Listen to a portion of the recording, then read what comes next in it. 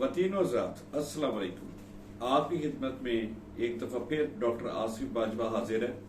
मैं फैसलाबाद पाकिस्तान में एक स्पेशलिस्ट साइकेट्रिस्ट डॉक्टर हूँ। साइकेट्रिस्ट से मुराद जिन लोगों को अवेयरनेस नहीं है, माहिर दिमागी और नफ्सियाती अमराज।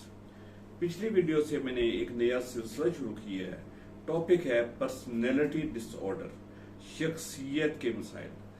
हमारी शख्सियत या पर्सनैलिटी दो फैक्टर्स से मिलके बनती है, जो दो अवामिल होती है। एक तो पैदाइशी तौर पे कुछ खून में चीजें आती हैं जो हमारी आदत में शामिल होती हैं, और कुछ माहौल से आती हैं।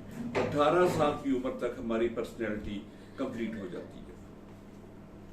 तो पिछली दफा हमने एंटी सोशल पर्सनैलिटी डिसऑर्डर पे मैंने गुफ्तगू की थी। आज का टॉपिक है हिस्ट्रियोनिक पर्सनैलिटी डिसऑर्डर। मैं रिपीट करता हूं, हिस्ट्रियोनिक पर्सनैलिटी डिसऑर्डर।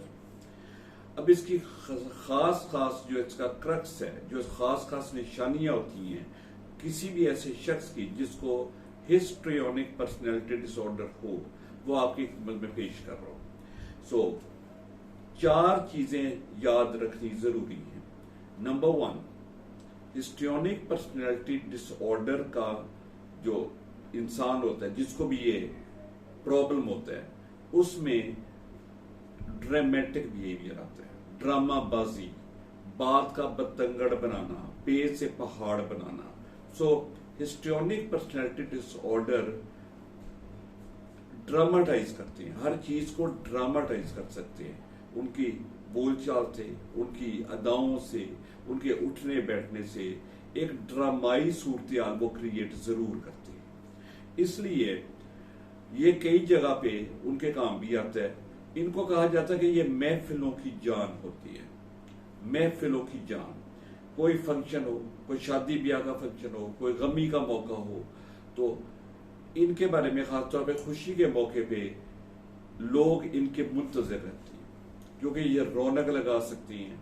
अगर कोई लड़की किसी मेहंदी में गई हुई है तो सबसे आला शायद ढोलकी वो बजाएगी, सबसे ज्यादा गाने वो गाएगी, वो अपने तौर तरीके से सबकी तवज्जो अपनी तरफ मरकूज करा सकती है, महफिल में जान डाल सकती है। यही हाल लड़का अगर होगा हिस्ट्रियोनिक, उसमें भी यही खूबियां होंगी। ड्रामाई सूरत हाल पैदा करने का इनमें नेचुरल इनमें टेंडेंसी होती है, लेकिन ड्रामाई सूरत हाल प्रैक्टिकल लाइफ में शायद उतनी फायदेमंद नहीं होती। Dramatisation, theatrical behaviour, quality number 1। Quality number 2, ये लोग अटेंशन सीकर होते हैं। इनका बेसिक पैथोलॉजी, इनफैक्ट इनको तवज्जो के तालिब रहते हैं। इनकी ये ख्वाहिश होती है कि सारी की सारी तवज्जो लोगों की इनकी तरफ रहे। तवज्जो, इनकी हर तवज्जो हासिल करने का ये इनमें जो इम्पल्स है, उससे ये गुरेज कर नहीं सकते। तो अटेंशन हासिल करने के लिए ये फिर इनकी सारी आदतें, इनके लिबास, वो अटेंशन हासिल करने में फिर कामयाब होते हैं, और कामयाब नहीं होते तो फिर और तरीके अपनाना शुरू कर देते हैं। Attention seeking, point number 2। Point number 3, सिडक्टिवनेस। सिडक्टिवनेस कहते हैं ऑपोजिट जेंडर को, ऑपोजिट सेक्स को अपनी तरफ अपने पीछे लगा लेना। सपोज एक क्लास में कुछ लड़कियां पढ़ रही हैं, कॉलेज में या यूनिवर्सिटी में, या कुछ लड़के पढ़ रहे हैं। लड़कियों की एग्जांपल इसलिए दे रहा हूं कि लड़कियों में ये हिस्ट्रियोनिक पर्सनैलिटी डिसऑर्डर ज्यादा होता है।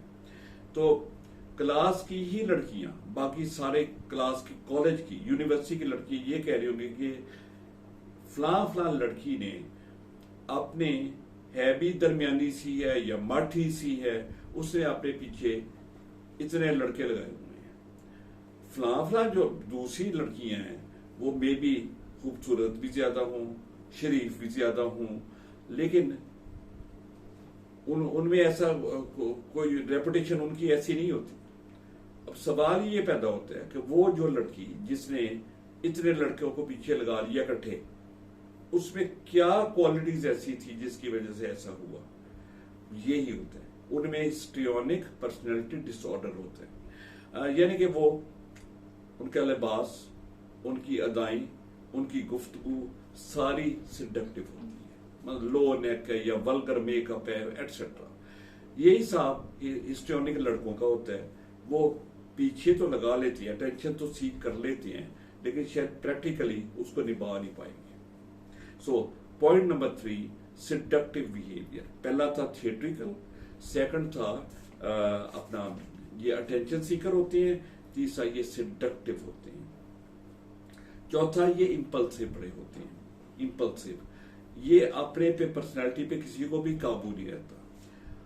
अब कोई अगर सवाल ये पूछे तो ये 4 पॉइंट्स नहीं भूल लिया आपने। इसके अलावा कोई सवाल हमसे कर सकता है कि फर्क क्या पड़ता है, क्या फर्क पड़ता है। अगर किसी को हिस्ट्रियोनिक पर्सनैलिटी डिसऑर्डर है, वो महफिलों में जान भी डाल सकते हैं, वो लोगों को खुश भी कर सकते हैं, वो ड्रामा लगा सकते हैं, वो तो फर्क क्या पड़ता है? ये फर्क पड़ता है। एक मौके के लिए जो बिहेवियर कामयाब नजर आता है वो हर मौके के लिए कामयाब नहीं होता। तो जब इंटरपर्सनल रिलेशंस की बारी आती है, अपने फैमिली में हस्बैंड के साथ, घर में महल्लेदारों के साथ, कॉलेज फेलो के साथ, जब जाती लेवल का प्रैक्टिकल रिलेशन आएगा तो पर्सनैलिटी डिसऑर्डर हिस्ट्रियोनिक नाकाम रहेगा, ही विल फेल। सबसे बड़ा डैमेज जो हमारे मुआशरे में खासतौर पे हो सकता है और मुआशरों में भी हो सकता है, सबसे बड़ा डैमेज होता है सोशल रेपुटेशन को। किसी भी हिस्ट्रियोनिक स्टूडेंट, खासतौर पे फीमेल स्टूडेंट हमारे यहाँ, उसके बारे में अगर सारी कोई पता कराए ना कि जी हम अपने बच्चे के बारे में इंटरेस्टेड है, फलां लड़की है, ये नाम है, तो उसके बारे में को अच्छे रिमार्क्स आने का चांस बहुत कम होता है। उसको चाहे वो किरदार उसका अच्छा ही हो, लेकिन किरदार उसका मशकूक नजरों से देखा जरूर जाएगा। सो सोशल डैमेज बहुत बड़ा डैमेज होता है। अगर इनकी शादी होती है तो वो पहले जो चाहे लव मैरिज हो रही हो, जब प्रैक्टिकल लाइफ की बारी आएगी तो हिस्ट्रियोनिक पर्सनैलिटी डिसऑर्डर यकीनन नाकाम हो जाएगा। इनके बारे में जाते जाते मैं एक और क्वालिटी इनकी बताता हूं।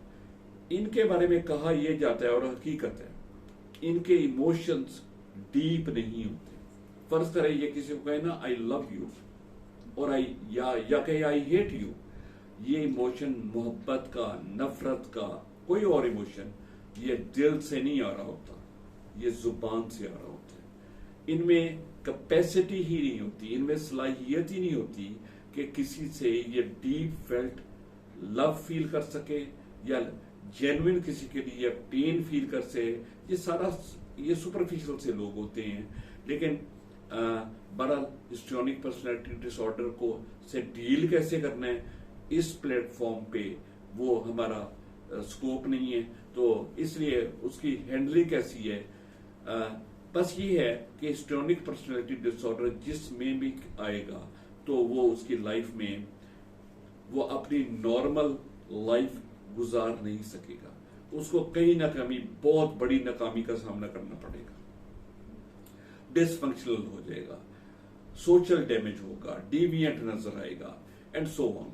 सो याद रखिएगा, ये पर्सनैलिटी डिसऑर्डर लड़कियों में ज्यादा होता है या खवातीन में ज्यादा होता है, लेकिन उसका ये मतलब नहीं है कि ये लड़कों में नहीं होता, लड़कों में भी हो सकता है।